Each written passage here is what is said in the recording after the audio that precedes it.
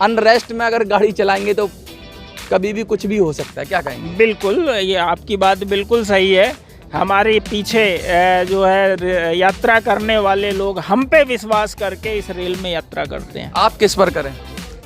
हम अब तो जो है आप देखिए, हम ऊपर वाले पे विश्वास करके रेलगाड़ी। देखिए, राम भरोसे ही चल रही है ये रेल। अब ये साफ साफ होना चाहिए जो आपको रेस्ट नहीं दे रहा है, लेकिन फिर दोषी कौन बनता है उसका? एक्चुअली यहाँ पे रेल में जो DAR के नियमों पे के अगेंस्ट में जो जांच कराई जाती है, उसको कभी भी सुप्रीम कोर्ट के गाइडलाइंस और DAR के नियमों के अधीन नहीं कराया जाता है। एक सीधा साधा चीज़ निकाला जाता है कि पेपर में लिख दिया जाता है कि आप दोषी हो, जबकि उस दोषी को तय करने के लिए किसी भी मानक को पूरा नहीं किया जाता है पूरे इंक्वायरी के दौरान। केवल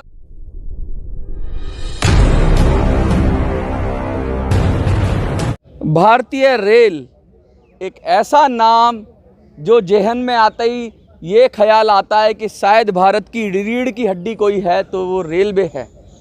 एक जगह से दूसरी जगह जाना हो, वो यात्रियों को जाना हो, सामान को जाना हो, किसी भी चीज़ को जाना हो, देश के अंदर कम से कम पैसे में और सुरक्षित तरीके से अगर कोई पहुंचाता है तो वो भारतीय रेल है। और उसके कहते हैं ना, रेल अगर हार्डवेयर है तो उसका सॉफ्टवेयर कौन है? सॉफ्टवेयर ये सब लोग खड़े हुए हैं, ये रेल चलाने वाले लोग हैं। ये वो लोग हैं जो सुनिश्चित करते हैं आपकी सुरक्षा, रेलवे की सुरक्षा और यात्रियों के साथ साथ सामान की। लेकिन क्या इनकी ज़िंदगी सुरक्षित है? क्या इनका काम सुरक्षित है? क्या इनका जो काम करने का तरीका है वो सुरक्षित है? क्या क्या इनको परेशानियां आती हैं और क्यों जंतर मंतर पर आकर खड़े हो रहे हैं? कुछ मांगे तो बड़ी कॉमन आपने सुनी होंगी कि NPS की बात कर रहे हैं लोग, कि NPS हटाओ, OPS लाओ, वो सब तो हमको सब पता है। लेकिन इनकी जो एक्चुअल जो कहते हैं ना लोको पायलट, उनकी एक्चुअल क्या प्रॉब्लम्स हैं, क्यों जंतर मंतर पे आ रहे हैं? और आज से नहीं आ रहे, बहुत समय से आ रहे हैं। लेकिन कहते हैं कि रेलवे है या उसका जो आगे का प्रशासन, कहते हैं उच्च प्रशासन है, वो घोड़े बेच के सो रहा है। उसको पता ही नहीं है कि लोको पायलट के साथ हो क्या रहा है। और फिर कोई जब दुर्घटना घट जाती है तो गाज किस पर गिरती है? दुर्घटना गिरने के इन्हीं लोगों में से किसी को विक्टिम, किसी को बना दिया जाएगा कल्प्रिट, और उसके ऊपर गाज गिरा दी जाएगी। लेकिन असल ज़िंदगी में जो परेशानियां हैं, जो रेस्ट की बात कर रहे हैं, जो सुरक्षा की बात कर रहे हैं, जो रनिंग स्टाफ के वेतन की बात कर रहे हैं, जो कह रहे हैं कि निजीकरण बंद होना चाहिए, जो कह रहे हैं कि OPS लाना चाहिए, जो कह रहे हैं कि HQ रेस्ट के साथ होना चाहिए, 16 से 30 घंटे सेफ्टी रिव्यू कमेटी की गाइडलाइंस, जो सब कुछ ऑलरेडी पड़ा हुआ है, उसे कुछ करने की ज़रूरत नहीं है, बस लागू करने की ज़रूरत है, उसकी बात कर रहे हैं। आइए हम बात करते हैं लोको पायलट। सर, बड़ा कहते हैं कि भाई आप लोग तो हज़ारों लोगों को इधर से उधर ले जाने में मदद करते हैं। बिल्कुल, भारतीय रेल की रीढ़ लोको पायलट है। और आपने बिल्कुल सही कहा, दुनिया का कोई भी कर्मचारी 8 घंटे की ड्यूटी के बाद 16 घंटे रेस्ट करता है और उसके बाद पूरा रेस्ट करके 8 घंटे की ड्यूटी करता है। लेकिन हमारे ड्यूटी के काम के घंटे कोई निर्धारित नहीं है। हम अनवरत रेलगाड़ी का संचालन करते हैं 8 घंटे से लेकर 12-14 घंटों तक। उसके बाद और दुनिया के जो भी कर्मचारी, हमारे देश के जो भी कर्मचारी हैं, वो सप्ताह में 5 दिन ड्यूटी करके 2 दिन का रेस्ट लेते हैं हर सप्ताह, जबकि हमारा रेस्ट मात्र 30 घंटे का रेस्ट मिलता है। जबकि सभी के रेस्ट 1 दिन का रेस्ट और उनकी पिछले दिन का जो ड्यूटी के बाद जो 16 घंटा बचा है, उसको मिलके मिनिमम 40 घंटे रेस्ट तो हर कर्मचारी को मिलता ही है, साप्ताहिक रेस्ट। जबकि हमारा जो है वो साप्ताहिक रेस्ट भी कर्सियल किया जाता है। साथ ही साथ कहीं ऐसा तो नहीं ज़्यादा काम कराया जाता हो, आपसे कम लोगों को भर्ती करें क्योंकि लोगों की कमी है, तो आप ही को जैसे बैल की तरह जोत देते हैं, ऐसे जोत दिया जाए? बिल्कुल, ये बात बिल्कुल सत्य है। रेल में बहुत ज़्यादा वैकेंसियां हैं और जो वैकेंसियां लंबे समय से भरी नहीं जा रही हैं। डेफिनेट सी बात है, अगर 100 लोगों के काम पे आप 90 लोग डिप्यूट करोगे तो उन 90 लोगों को 10 जो कम हैं उनके बजाय स्थान का काम उनको करना ही पड़ेगा। ये तो बात हुई कि जो लोग कम हैं उनको करना पड़ेगा। बहुत सारी बातें हो रही हैं। मैं आपसे पूछना चाहता हूँ कि सुरक्षा की बात जो कर रहे हैं आप, उसमें कौन सी गाइडलाइंस थी जो आप लागू कराने की बात कर रहे हैं? गाइडलाइन जो है हमारे रेस्ट के हैं, रेस्ट के जो घंटे हैं वो हमें चाहिए पूरा 30 + 16 घंटे। अच्छा। यानी कि टोटल हम एक ड्यूटी करके आए, हमारा जो हफ्ते का रेस्ट है, जो वीकली रेस्ट करते हैं, वो हमें 46 घंटे को चाहिए। अगर रेस्ट नहीं मिलेगा प्रॉपर तो क्या लगता है कि और लोगों की भी जान खतरे में आएगी, क्योंकि चलाने में दिक्कत होगी, नींद आ सकती है, बहुत सारी समस्याएं हो सकती हैं, स्ट्रेस हो सकता है।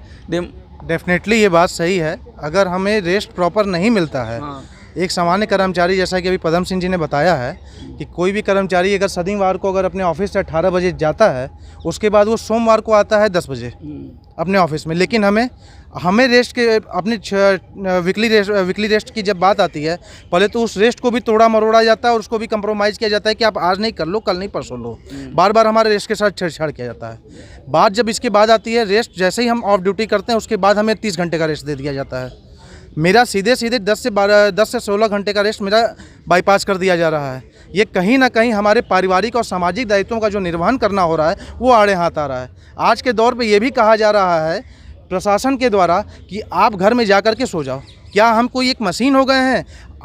हमें जब रनिंग रूम में उतारा जाता है, जितने बजे हम ऑफ करते हैं, क्या कोई व्यक्ति ये बता सकता है कि ये कोई कर्मचारी जब ड्यूटी ऑफ करता है, क्या उसके अंदर कोई बैटरी की मशीन लगी हुई है कि उसकी मशीन को दबाते ही उसको ऑफ कर दिया जाए? वह कर्मचारी उतरेगा, रनिंग रूम जाएगा, फ्रेश होगा, कपड़े धोएगा, नहाएगा, खाना खाएगा। क्या इस काम में 2 से 3 घंटे अगर लगते हैं, उसके बाद अगले ड्यूटी के लिए भी, लेकिन वो पूरे ड्यूटी को रेस्ट में काउंट कर देते हैं, पूरे रेस्ट को। मैं एक बात आपसे पूछना चाहता हूँ, ये तो व्यक्तिगत अपनी चीज़ बता रहे हैं, मैं वो कॉन्सिक्वेंसेस जानना चाहता हूँ जिनसे पूरी ट्रेन इफेक्ट हो सकती है, आपके काम पे इफेक्ट पड़ सकता है और जिससे खतरा भी हो सकता है लोगों को, क्योंकि आप एक जिम्मेवारी है आपकी, क्योंकि जब आपका मन ही शांत नहीं होगा, आपको ही रेस्ट नहीं मिलेगा। आपके रेस्ट मिलने से क्या प्रॉब्लम आ रही है ये तो ये बता रहे हैं, लेकिन उसके क्या कॉन्सिक्वेंसेस हो सकते हैं, क्या गंभीर परिणाम हो सकते हैं? जो गंभीर परिणाम की बात मैं बताऊं, भाई साहब आप कार चलाते हैं? बिल्कुल। अच्छा, अगर आप 2 दिन से सोए नहीं हो और आपको कार चलाने के लिए कहा जाए, तो आप जब रोड पे कार लेके निकलेंगे तो कैसे चलाएंगे? नींद का झोंका आएगा और ठोक देंगे। तो क्या ऐसा हम लोको पायलट्स के साथ नहीं होगा? अगर हम रोज़ अंडर रेस्ट काम करेंगे तो ये माइक्रो स्लिप एक वर्ड होता है, जिस नींद का ना तो आपका कंट्रोल है ना मेरा कंट्रोल है, जिसको माइक्रो स्लिप बल्ब बोलते हैं। तो माइक्रो स्लिप जो है वो क्यों आती है, इसका जो है मेडिकल साइंस ने बहुत इसमें वो की है। तो इसके कारण अभी आपको ध्यान होगा, एक बालासुर में एक दुर्घटना हुई थी। हाँ। मैं वहीं पे आ रहा था, आप सही जगह पहुंच गए। तो आप बताइए कि जो है हम लोग जब नींद में ही काम करेंगे, अंडर रेस्ट ही काम करेंगे, तो ऐसी घटनाओं की पुनरावृत्ति नहीं होगी। अच्छा, क्या इससे क्या हमारा भारतीय समाज, हमारे नागरिक जो है उसका वो नहीं, उन पे इफेक्ट नहीं पड़ेगा? अच्छा, ये जो घटना है, जैसे अब इस बात पे आते हैं कि भाई रेस्ट ना मिलने से जो घटनाएं, गंभीर घटनाएं होती हैं, उसका फिर दोषी किसको कहा जाता है? क्योंकि दोषी तो असल में प्रशासन होना चाहिए जो आपको रेस्ट नहीं दे रहा है, लेकिन फिर दोषी कौन बनता है उसका? एक्चुअली यहाँ पे रेल में जो DAR के नियमों पे के अगेंस्ट में जो जांच कराई जाती है, उसको कभी भी सुप्रीम कोर्ट के गाइडलाइंस और DAR के नियमों के अधीन नहीं कराया जाता है। एक सीधा साधा चीज़ निकाला जाता है कि पेपर में लिख दिया जाता है कि आप दोषी हो, जबकि उस दोषी को तय करने के लिए किसी भी मानक को पूरा नहीं किया जाता है पूरे इंक्वायरी के दौरान। केवल एक कर्मचारी, एक गैंगमैन, एक ट्रैकमैन, एक लोको पायलट, एक सिग्नल मेंटेनर, जो कर्मचारी वर्ग हैं, उनको दोषी ठहरा दिया जाता है, जबकि इन सभी के पीछे एक प्रॉपर नीति है जो कि अंडर रेस्ट लोगों से काम करा रही है। तय मानक समय से कम समय उनको मेंटेनेंस के लिए दिया जा रहा है और उसी का इम्पैक्ट है ये इतनी बड़ी बड़ी दुर्घटनाएँ हो रही हैं। और उन दुर्घटनाओं को असल करने वालों को, जो असल में उन दुर्घटनाओं के कारण है, वो डिसिप्लिनरी एक्शन अधिकारी बने बैठे हुए। मानवीय चूक जब कहते हैं कि मानवीय चूक से ये दुर्घटना हो गई, तो वो मानवीय चूक आप लोगों की है कि मानवीय चूक सरकार की है और उन अधिकारियों की है जिन्होंने आपको रेस्ट नहीं लेने दिया? ये सवाल का जवाब दीजिए। ये मानवीय चूक हर उस व्यक्ति की है जो उससे संबंध रखता है, चाहे वो कर्मचारी हो, चाहे वो अधिकारी हो, चाहे वो हमारा सिस्टम हो। बहुत सारी चीज़ें हैं। रेस्ट की बात आप कर रहे हैं, रेस्ट में मुझे लगता है काफ़ी मुखरता से आप बात करी रेस्ट की। और क्या क्या मेन पॉइंट हैं जिनकी वजह से आप जंतर मंतर पे आपको खड़े होना पड़ रहा है, आप बताइए। एक छोटा सा लेटर है हमारे यहाँ, आप लोगों ने अभी एक सुल्तानपुर में रेलवे एक्सीडेंट देखा था। हाँ। एक उस लेटर के समय 143/2016 हमारे रेल में एक लेटर है जो कि लोको पायलट के मिनिमम ड्यूटी आवर्स को बताता है कि 9 घंटे से ज़्यादा आपको ड्यूटी नहीं करना है।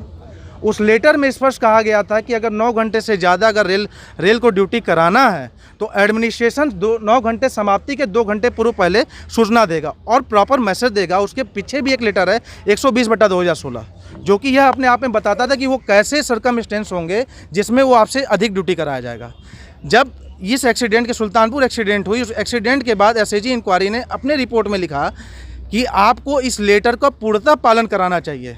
उसके पश्चात एक लेटर 24 अप्रैल और 26 अप्रैल को उसी लेटर का रिवीजन लेटर आता है, जिस लेटर को गलत तरीके से नॉर्दर्न रेलवे में जेपीओ बना करके प्रदर्शित किया गया और उसमें बताया गया कि आपके 9 घंटे ड्यूटी आवर्स की गणना आपके व्हील मूवमेंट के बाद होगी। व्हील मूवमेंट के बारे में आपको मैं बताना चाहूँगा, जब हम साइनिंग ऑन करने के लिए आते हैं लॉबी में तो तुरंत हमें आते ही गाड़ी पे नहीं चढ़ा दिया जाता है। गाड़ी चढ़ाने के लिए अक्सर 2 घंटे 3 घंटे समय लगता है। क्या जो कर्मचारी ऑन ड्यूटी करके बैठा है क्या वो थका नहीं है? अगर वो थका है तो उसकी ड्यूटी गणना होनी चाहिए या नहीं होनी चाहिए? होनी चाहिए। जब एसएजी इंक्वायरी रिपोर्ट में पहले से जो रूलिंग बनी हुई है 9 घंटे की काउंटिंग के लिए, आपको एक एक्सीडेंट, इतनी विभत्स एक्सीडेंट दुर्घटना होने के बावजूद आपको उसमें दोबारा उसको फॉलोअप करने के लिए कहा जा रहा है और नॉर्दर्न रेलवे के अधिकारी अपने जेपीओ में उसको उस लेटर को, रेलवे बोर्ड के उस लेटर को तोड़ मरोड़ करके मतलब अपना इंटरप्रिटेशन कह रहे हैं। जी, ना खाता ना वही, जो रेलवे अधिकारी बोले वही सही। मैं आपको अब आप पर आता हूँ। ये जो बात कर रहे हैं, लोको रूम की भी बहुत बात हो रही है, जहाँ पे आप लोग रहते हैं वहाँ पे क्या क्या चीज़ें चाहिए आपको? टॉयलेट की बात मैंने शायद देखा वहाँ पर। अगर आपके साथ उदाहरण करूँ, हाँ आप कितने बाई कितने के घर में रहते हैं? भाई जितना भी है, जो अलग अलग लोग अलग अलग तरीके से रहते हैं, कोई कोठी में रहता है, कोई बंगले में रहता है, लेकिन मिनिमम रिक्वायरमेंट तो सबकी चाहिए चाहिए। टॉयलेट आप सोच सकते हैं कि 2 लोग एक 6x3 के स्पेस में 8 से 10 घंटे ड्यूटी करें, बहुत मुश्किल काम है। और हम तो हम तो आजाद पंछी हैं, यहाँ से लेके वहाँ तक दौड़ लगाते हैं। इसी स्पेस में उसे अपने सारे काम करने हैं, अपना नेचर कॉल भी करना है। आप सोच सकते हैं। तो वही चीज़ें क्या क्या मांग रहे हैं उस स्पेस के अंदर? आप क्या क्या मांग रहे हैं? उसमें कम से कम कुछ नहीं तो यूरिनल की व्यवस्था होनी चाहिए, टॉयलेट की। क्योंकि आप जो है हमारे लोग बीमार हो रहे हैं, उसका एक कारण ये है कि हम अपने नेचर कॉल्स को रोकते हैं। ओके। तो हमारी इसलिए ये है मांग है कि कैब में जो है टॉयलेट की व्यवस्था होनी चाहिए। आज हमारे बीच में महिला शक्ति भी आ रही है। आप सोच सकते हैं कि महिला शक्ति अगर किसी जो है अपने नेचर कॉल्स को कितना रोकेगी और कैसे रोकेगी। बहुत सारी प्रॉब्लम्स भी होती हैं जिसकी तो इसलिए हमारी ये मांग है कि कैब जो है हम जो है सभी कर्मचारियों के अनुसार, महिला कर्मचारियों के अनुसार कैब को उसके साथ डिजाइन किया जाए। टूल बॉक्स की क्या बात? टूल बॉक्स ये है, आपके पास कार होगी? बिल्कुल। कार का टूल बॉक्स कहाँ रहता है? डिग्गी में।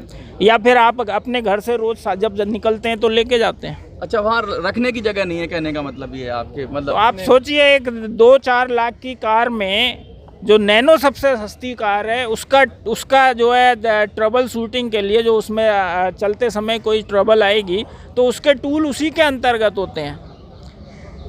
लेकिन हमारे इस लोग मतलब ये इतनी छोटी छोटी चीज़ें हैं जो बेसिक रिक्वायरमेंट है, उनकी बात कर रहे हैं आप। कोई महल नहीं मांग रहे, कुछ नहीं मांग रहे। आप कह रहे हैं जो हमारी ज़िंदगी है, जिसकी जो बेसिक नेसेसिटीज़ हैं, जो हमें ज़रूरी है, वो पूरी कर दें और हमें कम से कम रेस्ट दे दें, जिससे हम तसल्ली से अपना काम कर पाएँ। लोग चैन से सोते हैं रेलवे में। मैंने देखा है कि भाई मेरी बर्थ रिजर्व है, मैं सो गया जाके, वो चैन से सो जाते हैं। लेकिन आप चैन से अगर अनरेस्ट में अगर गाड़ी चलाएँगे तो कभी भी कुछ भी हो सकता है। क्या कहेंगे? बिल्कुल, ये आपकी बात बिल्कुल सही है। हमारे पीछे जो है यात्रा करने वाले लोग हम पे विश्वास करके इस रेल में यात्रा करते हैं। आप किस पर करें? हम अब तो जो है आप देखिए, हम ऊपर वाले पे विश्वास करके रेलगाड़ी देखिए, राम भरोसे ही चल रही है ये रेल। अब ये साफ साफ सिद्ध हो गया। लोको पायलट ने जब ये कह दिया कि भैया हम किस पर, हम भी ऊपर वाले पे भरोसा करते हैं। कब हमें नींद आएगी नहीं आएगी, क्योंकि सरकार ने और अधिकारियों ने तो इतना मजबूर कर दिया है कि उनका बस चले तो इनकी नींद का एक एक कचड़ा रिपोर्ट लें, निचोड़ लें। लेकिन इनको लगता क्या है, जो इंकलाब जिंदाबाद कर रहे हैं और अपने नारा लगा रहे हैं, लेकिन इनको पता लग रहा है, इनको लगता है कि क्या सरकार इनकी मांगें सुनेगी। ये इनकी मांगें नहीं है, पूरे देश के लोगों की मांग है जो रेलवे में सफ़र करते हैं, क्योंकि उनकी ज़िंदगी खतरे में डाली जा रही है अगर इनको रेस्ट नहीं दिया जा रहा। आपको क्या लगता है? देखते रहिए मिनी संसद।